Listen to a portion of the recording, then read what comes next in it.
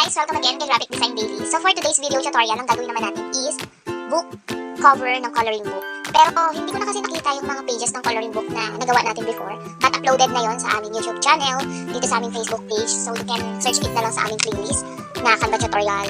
Learning materials yata ang name ng playlist na. So for today, gagawin muna natin yung book cover. At since hindi ko na nakita, sobrang dami kasi nang nasa projects ni Canva. Since hindi ko na makita yung mga pages o yung mga animals na ginawa ko for coloring pages. So gagawa na lang tayo. Kahit siguro mga 5. So yung una ang gagawin natin is yung kanyang book cover. Gumawa ako before pero wala siyang book cover. Mga coloring pages pa lang yung ginagawa ko. Kasi sabi ko noon, bubuuhin natin siya. So okay, simulan muna natin yung book cover or yung ating coloring book. So animals coloring book ang gagawin natin. Pero jungle animals. So gagawa muna tayo dito ng background. So for example, kailangan natin ng jungle. So yan kasi yung gagawin natin background. For example, ito. Tingnan natin kung pwede natin siyang gawin yun. Set image as background yung gawin ninyo. So yan, karoon na. Then, mag-add lang tayo dito. So, pagka nag-search pala kayo ng jungle kay elements, lalabas na rin ng mga animals. So, try natin na mag-simmer like this para makakuha pa tayo ng ibang mga animals na jungle. Pero okay naman na sa akin yung kanina. Mas kuha na lang tayo dito. Ng iba pa. Try nga natin to guys. Ang cute naman pag sila yung gagamitin natin. Tapos, nga pala, kung ano yung nasa, nasa book cover ninyo, maganda na sila din yung nasa bawat pages ng coloring book. So for example, itong giraffe, may butterfly, what's this, tiger, lion, zebra, bakit may turtle? O sabagay may turtle din sila. Tapos pwede pa natin itong lakihan. Ayan. Ay hindi pala guys, litan lang natin kasi maglalagay pa tayo ng text. Ayan. So baka sila ng family picture. Tapos, pwede ba tayong tumingin ng iba pa? Meron pa pala dito iba.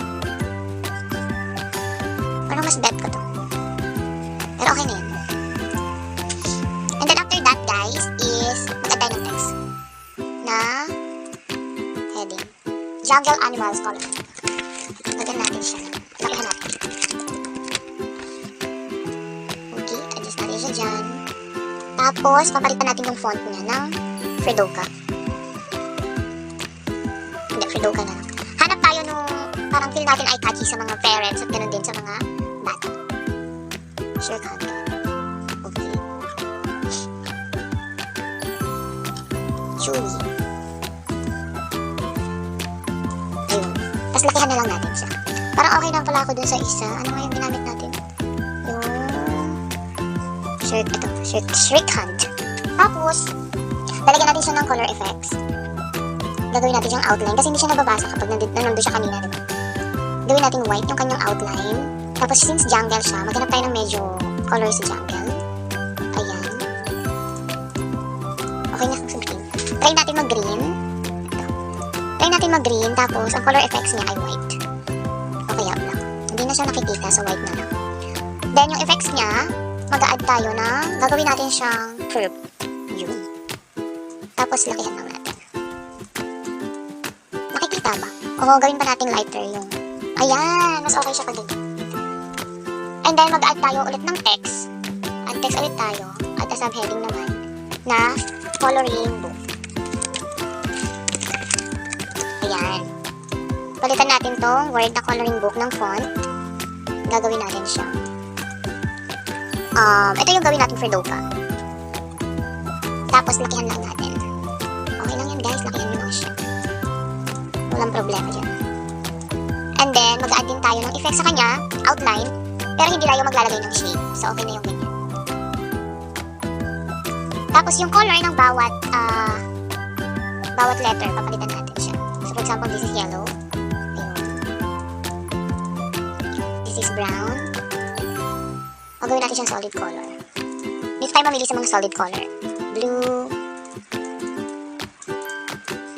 Yung L gawin natin gantong color o kaya pink. Yung O naman is orange. Yung R is green. Yung I, red. Yung N ay parang orange. Yan, so nasa sa inyo guys kung gusto nyo gayahin to or hindi. Wala namang problema to. Yellow green. Violet. And then ayan. Tapos yung outline color niya, yun yung papalitan natin ng white para mas mag-stand out yung color OC. Then, kailangan pa natin siyang lagyan. Ayan, para kita. Okay na yan. So, meron na tayong book cover. So, coloring book. Pwede din naman na pag-iwalay natin siya.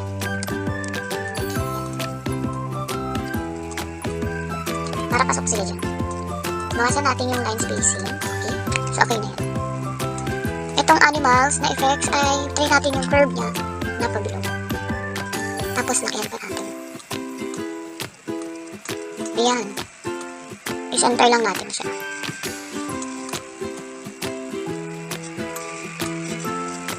Naka-center na ba? Okay. Center na. Tapos itong coloring book. Ayan. So, okay na yan guys. For me, okay na yan.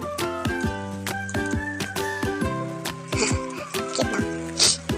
Tapos mag-add na tayo ng page para naman sa mga coloring. For example, ito, elephant. So, magsa-search lang kayo kay element ng outline ni elephant. So, maglagay muna tayo guys ng ng margin. Line. Para pang margin. Search nyo lang line. Kapag may lumabas na ganyan, quick add o line. So, lagay natin ito sa taas kasi ito yung pinaka magsisilbing margin. Then, duplicate nyo lang yan para dito naman siya.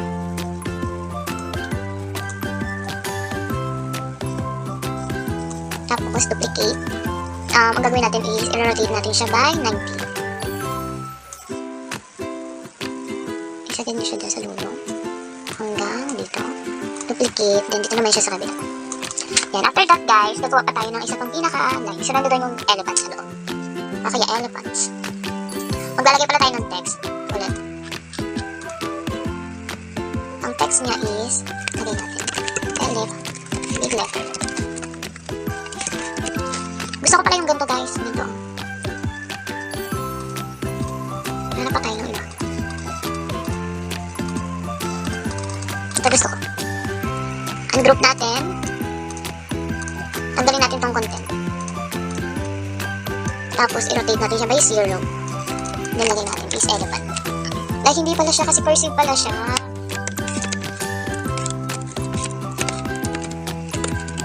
Elephant natin. Palitan pala natin. I'm so sorry. Anton siguro maganda. Kaya Liv Spartan. Mukhang mag-reprodo ka pa din tayo. Bricksan. Maganda kasi guys, yung nakukulayan din natin sila. Lakihan natin. Para makulayan din ng mga bagets yung word na elephant. Alisin natin yung color niya. Gawin natin siyang white. Then yung effects niya ay gawin natin. Yung outline effect is gawin natin black. Ayan! So pwede yan kulayan guys ng mga bata. Then search tayo dito sa animals ng outline elephant. Outline elephant. Lagi nyo lalagyan ng word na outline para guys, ganito yung lalabas. Kasi kapag ka nag-elephant lang kayo, hindi na kukulayan ng bata yun. So ito yung ilagay natin. At lakihan lang natin siya. Ayan. O, see? O, diba? Ganyan lang kadali guys.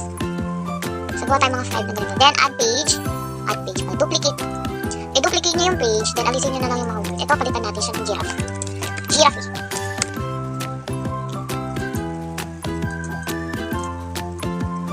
Tapos, lakihan pa natin.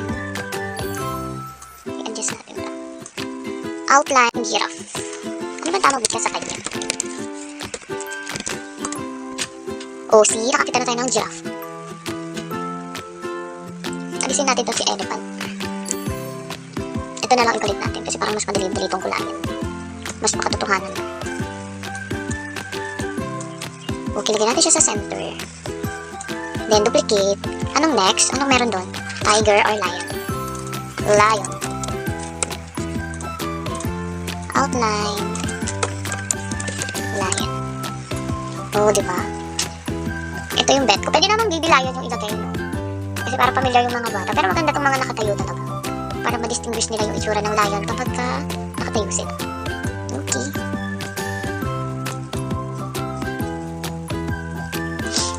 Ayan. Tapos, duplicate natin. Snake. Outline snake. Dali lang nito gumawa, guys. Kung aspiring graphic digital product seller kayo, pwede nyo maging product to. Yung coloring book. Kasi tinagay natin snake. Ganda, no? Then next is monkey. Dito natin ng konti since parang ang sikip na ng word na monkey sa margin. Outline mouth. Oh. Tapusin natin to. So, maghanap tayo ng monkey. Ito na lang.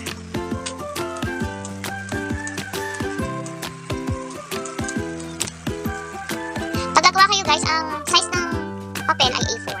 Kay Canva. A4 portrait. Tapos may mga template naman si Canva. Search nyo lang coloring book. Tapos pwede na kayong mag-customize. Nakailan na tayo? 1, 2, 3, 4. Ay, naka-5 na tayo. Next is turtle. Outline turtle. Ganda. Ang cute ni turtle. Okay. Next is tiger. Outline tiger. Tiger outline. Oh, ito yung gusto kong tiger. Ayan. Next is, ano pa bang meron doon? May butterfly, no?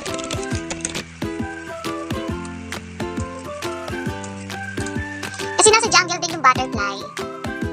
So, lahat ng naiisip ninyong animals na nasa jungle, ilagay ko. Walang problema.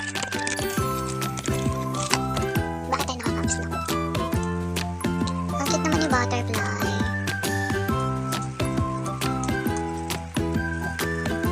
And then, ano pa isa? Ano pang meron doon?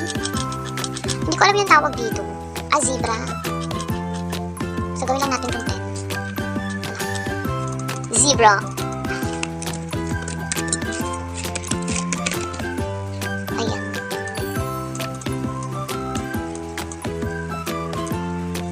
Center. Then, zebra.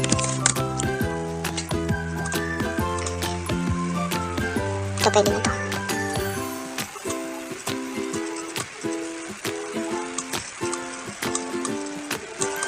Dagdag pa tayo ng isa para saktong 10 yung animals. Ano to? Nakakalimutan ko itong tawag dito. Squirrel. Outline animals. Outline jungle animals. Squirrel nga siya. Squirrel ba to? O koala? Is that koala? Bird na lang. Okay guys, okay na yun. So, hindi ko kasi alam yung pangalan nun. Baka mamaya makapagbigay pa tayo ng wrong info sa mga manonood ng ating video tutorial. So, okay na guys. Tapos, tingnan natin. O, see? Meron na kayong coloring book. So, ganun lang gumawa ng coloring book kay Canva. Minsan, matcha-challenge ka talaga dun sa book cover. Paano siya gagawin? So, ito siya guys. So, wait lang natin ng 48 years dahil lang yan. So, nandiyan na siya. Ayan o, diba? So, kung ano yung nandiyan sa may book cover na gagawin ninyo, just make it sure na yun din yung makikita ng mga possible client ninyo sa bawat pages. Kasi baka mamaya, naglagay kayo ng coloring book na halimbawa yung mga ocean animals, tapos yung mga nandun, elephant, tiger. So, kailangan accurate. Kasi matututo din yung mga bata na, ito pala yung nasa jungle. Ito pala yung mga animals na nasa jungle. Tapos, ganun lang kadali guys. Tapos, kung gusto nyo, dun sa pinaka-last page, meron kayong pa-thank you sa mga gumawa ng activity o pa-thank you dun sa mga bata nag-color. Tapos, dun nyo na lang ilalagay yung pinaka-logo ninyo. No? So, yun lang guys. Ganun lang kadali gumawa ng Jungle Animals Coloring Book kay Canva. So, see you again to our next video tutorial. Bye! Ingat!